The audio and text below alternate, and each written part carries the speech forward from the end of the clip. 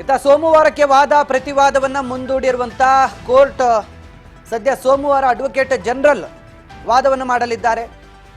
ಅದಾದ ಮೇಲೆ September 12ಕ್ಕೆ CM ಪರ ವಕೀಲ ಅಭಿಷೇಕ್ ಮನು ಸಿಂಘ್ವಿ ವಾದವನ್ನು ಮಾಡಲಿದ್ದಾರೆ. ಅಂದೇ ವಾದ ಪ್ರತಿವಾದಗಳನ್ನ ಕೊನೆಗೊಳಿಸೋಣ ಅನ್ನುವಂಥ ನಿಟ್ಟಿನಲ್ಲೂ ಕೂಡ ಜಡ್ಜ್ ಇವತ್ತು ಸೂಚನೆ ಕೊಟ್ಟಿದ್ದಾರೆ. ತುಂಬ ಇದು ದೂರ ತಗೊಂಡೋಗೋದು ಬೇಡ, ಆದಷ್ಟು ಬೇಗ ಈ ವಿಚಾರಕ್ಕೆ ಸಂಬಂಧಪಟ್ಟಂತೆ ಕೋರ್ಟ್ ತೀರ್ಪನ್ನು ಕೊಡಬೇಕಾಗುತ್ತೆ ಅನ್ನೋ ನೆಲೆಗಟ್ಟಿನಲ್ಲಿ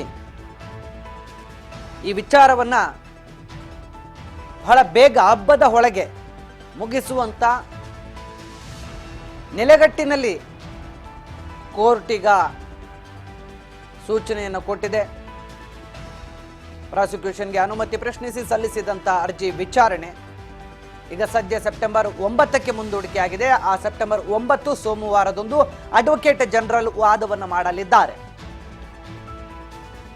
ಸೆಪ್ಟೆಂಬರ್ 12ಕ್ಕೆ ಕೊನೆಯದಾಗಿ ಎಲ್ಲರ ವಾದಗಳ ನಂತರ ಪ್ರತಿ ವಾದಕ್ಕಾಗಿ ಅವಕಾಶವನ್ನು ಕೇಳಿದ್ದಾರೆ ಸಿಎಂ ಪರ ವಕೀಲ ಹಿರಿಯ ವಕೀಲ ಅಭಿಷೇಕ್ ಮನು ಸಿಂಘ್ವಿ. ಸೊ ಹೀಗಾಗಿ ಅಭಿಷೇಕ್ ಮನು ಸಿಂಘ್ವಿ ಅವರಿಗೂ ಕೂಡ 12ನೇ ತಾರೀಕು ವಾದವನ್ನು ಮಾಡೋದಕ್ಕೆ ಅವಕಾಶವನ್ನು ಮಾಡಿಕೊಡಲಾಗಿದೆ. ಆದರೆ ಅಂದೇ ವಾದ ಪ್ರತಿವಾದಗಳೆಲ್ಲವೂ ಕೂಡ ಮುಕ್ತಾಯ ಆಗಬೇಕು ಅನ್ನೋದು ನ್ಯಾಯಾಧೀಶರ ತೀರ್ಮಾನ ಇದೆ. ಸೊ ಹೀಗಾಗಿ ನ್ಯಾಯಾಧೀಶರು ಆ ಬಗ್ಗೆ ಗಮನ ಹರಿಸಿ ಈಗ 2 ದಿನಗಳ ಕಾಲ ಸೋಮವಾರ 1 ದಿನ ಅಡ್ವೊಕೇಟ್ ಜನರಲ್ ವಾದಕ್ಕೆ ಅವಕಾಶ ಮಾಡಿಕೊಟ್ಟಿದ್ದಾರೆ. ಅದಾದ ಮೇಲೆ ಸಿಎಂ ಪರ ವಕೀಲರಿಗೆ ಕೊನೆಯದಾಗಿ ಸೆಪ್ಟೆಂಬರ್ 12ಕ್ಕೆ ವಾದವನ್ನು ಮಾಡೋದಕ್ಕೆ ಅವಕಾಶ ಕೊಟ್ಟಿದ್ದಾರೆ. ಸೊ ಅಂದೇ ಸಂಪೂರ್ಣವಾಗಿ ವಿಚಾರಣೆ ಮುಗಿಸೋಣ ಅಂತ ಕೂಡ ನ್ಯಾಯಾಧೀಶರು ಇದೀಗ ಏನು ಅರ್ಜಿದಾರರು ಮತ್ತು ದೂರುದಾರರ ವಕೀಲರಿಗೆ ಮಾಹಿತಿಯನ್ನು ಕೊಟ್ಟಿದ್ದಾರೆ.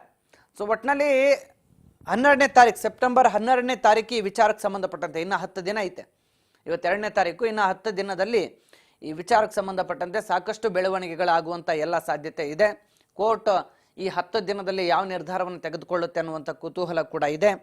ಸೊ ಈಗ ನಾವು ಈ ವಿಚಾರಕ್ಕೆ ಸಂಬಂಧಪಟ್ಟಂತೆ ಸಿದ್ದರಾಮಯ್ಯನವರಿಗೆ ಸದ್ಯಕ್ಕೆ ತಾತ್ಕಾಲಿಕ ರಿಲೀಫ್ ಅಂತೂ ಸಿಕ್ಕಿದೆ. ಬಟ್ 12ನೇ ತಾರೀಕು ಮೇಲೆ ಯಾವ ರೀತಿ ಇರಬಹುದು ಅನ್ನೋದನ್ನ ನಾವು ನೋಡಬೇಕು ಅಂತಂದ್ರೆ 12ನೇ ತಾರೀಕುವರೆಗೂ ಕಾಯಬೇಕು.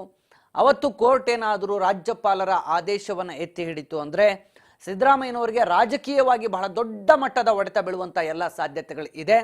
ಇನ್ ಕೇಸ್ ಅವತ್ತು ಸಿದ್ದರಾಮಯ್ಯನವ್ರಿಗೆ ಏನಾದರೂ ನ್ಯಾಯಾಲಯದಲ್ಲಿ ಸಿದ್ದರಾಮಯ್ಯನವರ ಪರ ತೀರ್ಪು ಬಂತು ಅಂತಂದ್ರೆ ಸಿದ್ದರಾಮಯ್ಯನವರು ಮತ್ತೆ ಮಾಸ್ ಲೀಡರ್ ಆಗಿ ತಮ್ಮದೇ ಆದಂಥ ಚಾಕುಚಕ್ಯತೆಯಲ್ಲಿ ಮತ್ತೆ ರಾಜಕೀಯದಲ್ಲಿ ಸಕ್ರಿಯವಾಗಿ ಹೋರಾಟವನ್ನು ಮಾಡೋದಕ್ಕೆ ಒಂದು ಸ್ಫೂರ್ತಿ ಸಿಕ್ಕಂತೆ ಆಗತ್ತೆ. ಸದ್ಯಕ್ಕಂತೂ ಸಿಎಂ ಸಿದ್ದರಾಮಯ್ಯನವರಿಗೆ ತಾತ್ಕಾಲಿಕ ರಿಲೀಫ್ ಸಿಕ್ಕಿದೆ. ಈಗಾಗಲೇ 2 ಬಾರಿ ವಿಚಾರಣೆ ನಡೆದಿತ್ತು, ಇವತ್ತು 3ನೇ ಬಾರಿ ವಿಚಾರಣೆ ನಡೆದಿದೆ. ಇನ್ನು 2 ಬಾರಿ ವಿಚಾರಣೆ ಕೂಡ ನಡೀತಾ ಇದೆ. ಸೆಪ್ಟೆಂಬರ್ 9, ಸೆಪ್ಟೆಂಬರ್ 12 ಒಟ್ಟು 5 ಬಾರಿ ಹೈಕೋರ್ಟಲ್ಲಿ ಈ ವಿಚಾರಕ್ಕೆ ಸಂಬಂಧಪಟ್ಟಂತೆ ಸುದೀರ್ಘ ವಿಚಾರಣೆ ಆಗತ್ತೆ. ಸೊ ಇವತ್ತು ಸುದೀರ್ಘ 1.5 ತಾಸು ವಾದವನ್ನು ಮಾಡಿದಂಥ ಏನು ಸ್ನೇಹಮಯಿ ಕೃಷ್ಣ ಪರ ಹಿರಿಯ ವಕೀಲ KJ ರಾಘವನ್ ಸಾಕಷ್ಟು ವಿಚಾರಗಳನ್ನು ಕೂಡ ಸರ್ಕಾರದ ಏನು ನ್ಯಾಯಾಲಯದ ಗಮನಕ್ಕೆ ತಂದರು. 17A ಮೇಲೆ ಪ್ರಾಸಿಕ್ಯೂಷನ್ಗೆ ಕೊಡುವಂಥ ವಿಚಾರದಲ್ಲಿ ಕಾನೂನು ನಿಯಮ ಉಲ್ಲಂಘನೆ ಆಗಿದೆ ಅನ್ನುವಂಥ ಆರೋಪಕ್ಕೆ ಸಂಬಂಧಪಟ್ಟಂತೆ ಯಾವುದೇ ರೀತಿ ಕಾನೂನು ನಿಯಮ ಉಲ್ಲಂಘನೆ ಆಗಿಲ್ಲ. ಈ ನಿಯಮದಡಿ ಗಂಭೀರತೆ ಮತ್ತು ದಾಖಲೆಗಳಿದ್ದಿದ್ದೇ ಆದರೆ ಪೊಲೀಸರ ಅನುಮತಿ ಬೇಕು ಅಥವಾ ವಿಚಾರಣಾಧಿಕಾರಿಗಳ ತನಿಖಾಧಿಕಾರಿಗಳ ಅನುಮತಿ ಬೇಕಂತೇನಿಲ್ಲ. ಯಾವುದೇ ಪ್ರಕರಣದಲ್ಲಿ ತಪ್ಪಾಗಿದೆ ಅಂತಂದರೆ ಅದಕ್ಕೆ ಪ್ರಾಸಿಕ್ಯೂಷನ್ಗೆ ಅನುಮತಿ ಕೊಡೋದಕ್ಕೆ ಅದರ ವಿವೇಚನೆಯನ್ನು ಬಳಸ್ಕೊಳ್ಳೋದಕ್ಕೆ ಇಲ್ಲಿ ಏನು ರಾಜ್ಯಪಾಲರಿಗೆ ಅವಕಾಶ ಇದೆ.